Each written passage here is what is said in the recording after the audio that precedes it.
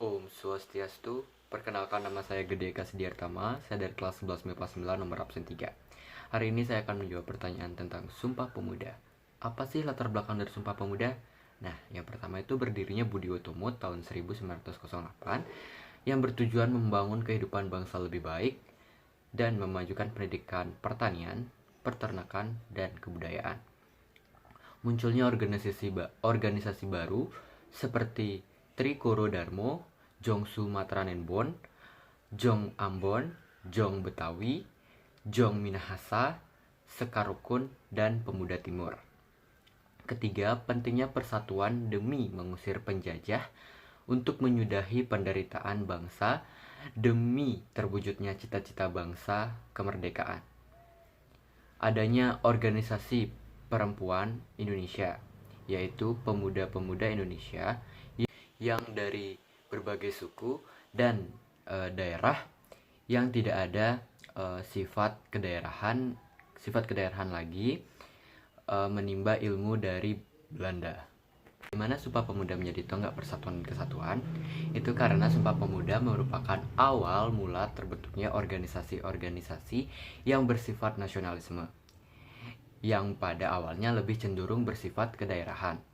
Nah, dan Sumpah Pemuda juga merupakan pembuktian bahwa kita semua adalah satu bangsa, satu bahasa, dan satu tanah air. Nah, oleh karena itu bahasa Indonesia digunakan sebagai bahasa resmi untuk mempersatukan bangsa Indonesia. Nah, yang pertama itu ada politik untuk kesejahteraan dan kejayaan. Dengan berkembangnya organisasi di kalangan pemuda, juga berkembang organisasi wanita di Indonesia. Pada tahun 1912, berdiri organisasi perempuan pertama di Jakarta, yaitu Putra Mardika. Nah, tujuan organisasi itu adalah untuk membantu bimbingan penerangan pada gadis Bumi Putra dalam menuntut pelajaran dan mengemukakan pendapat di muka umum. Terus dengan berkembangnya berbagai organisasi wanita, mendorong pergerakan wanita untuk berperan dalam meningkatkan kesejahteraan kaum perempuan. Pada tanggal 25 sampai 25 Desember 1928, organisasi wanita mengadakan Kongres Perempuan Indonesia I di Pendopo, Joyodipuro, yang dipimpin oleh Ny.R.A. Sukanto. Nah, tujuan kongres adalah untuk menjalin persatuan di antara perkumpulan wanita dan memajukan wanita. Adanya Kongres Perempuan Indonesia I dan meningkatnya gerakan organisasi wanita telah mendorong bagi kemajuan perjuangan bangsa Indonesia untuk mencapai kejayaan menuju cita-cita kemerdekaan Indonesia. Nasionalisme ya revolusioner. Nah, pernyataan Sumpah Pemuda membawa dampak yang luas pada masyarakat untuk menumbuhkan nasionalisme yang kuat. PNI bersifat revolusioner. Partai Nasional Indonesia yang berdiri pada tanggal 4 Juli 1927 terus menggelorakan program-program perjuangan. PNI terus melancarkan kritik tajam terhadap kekejaman kolonialisme dan imperialisme. Oleh karena itulah, PNI di bawah Insinyur Soekarno terus mendapat tekanan dari Belanda, sehingga Insinyur Soekarno ditangkap dan diadili. Menjelang vonis pengadilan dijatuhkan, Soekarno sempat mengucapkan pidato pembelaan untuk membakar semangat para pejuang. Nah, pidato tersebut kemudian dibukukan dengan judul Indonesia Menggugat. Ada Volksraad.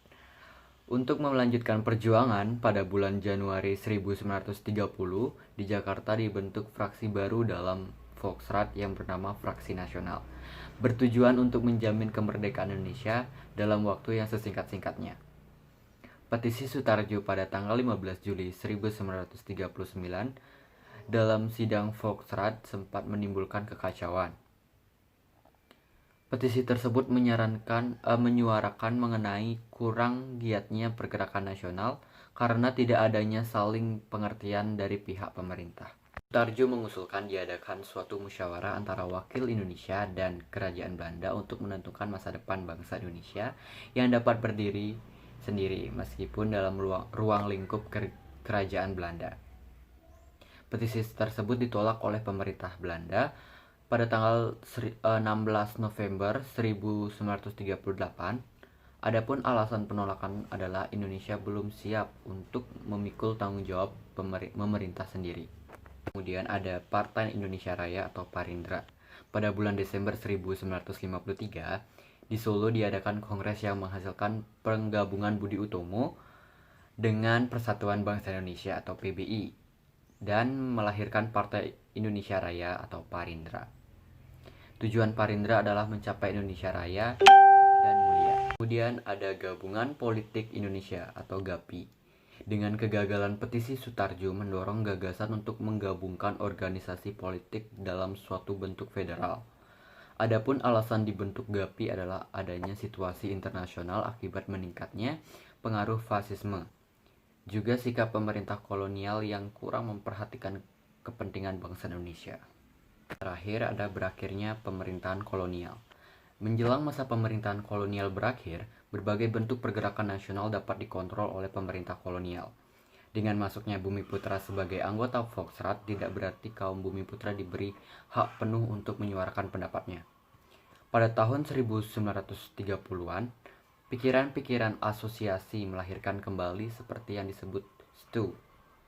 Hal tersebut ternyata tidak juga memperbaiki kemerosotan rencana-rencana pemerintah kolonial sampai akhirnya Jepang datang.